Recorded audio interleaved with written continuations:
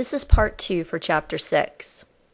Here's an abbreviated business plan outline. In it, you'll want to have a cover page, table of contents, your executive summary, your industry target customers and competitor analysis, a company description, a product or service plan, your marketing plan, your operations and development plan, your management team, critical risks that you found, the offering, the financial plan, and your appendix of supporting documents.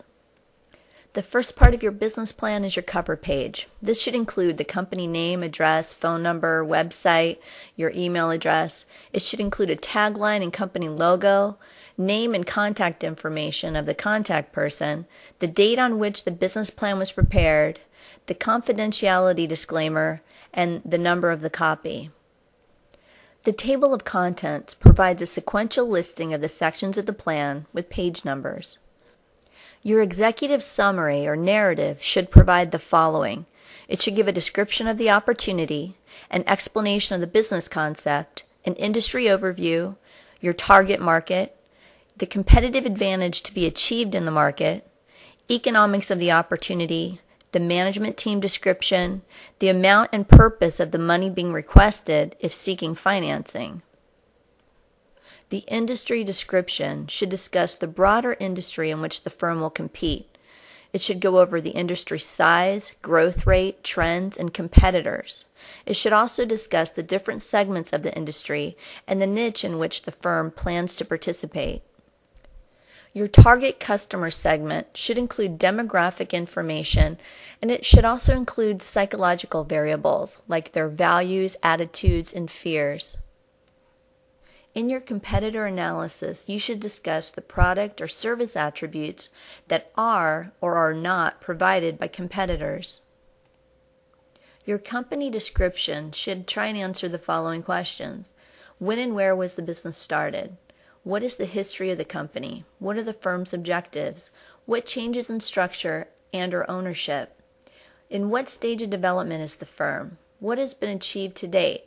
What is the firm's distinctive competence? What are the nature and activity of the business? What is its primary product or service? What customers will be served?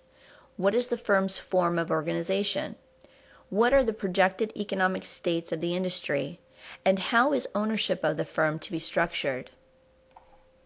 The product or service plan describes the product or service to be provided and explains its merits. The marketing plan describes the user benefits of the product or service and the type of market that exists. The operations and development plan discusses how a product will be produced or how the service will be provided. The management plan describes the firm's organizational structure and the backgrounds and qualifications of key personnel. The critical risk segment identifies the potential problems or risks that may be encountered by the investor. The offering indicates to an investor how much money is needed and when and how the money will be used. The financial plan projects the company's financial position based on well-substantiated assumptions. It also explains how the figures have been determined. Pro forma statements project a firm's financial condition for up to 5 years. The appendix of supporting documents includes those supplemental materials that are needed to expand the reader's understanding of the plan.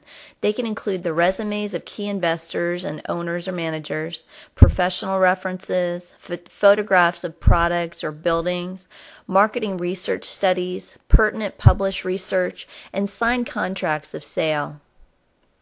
This is the end of Part 2 for Chapter 6. You're now ready for Part 3.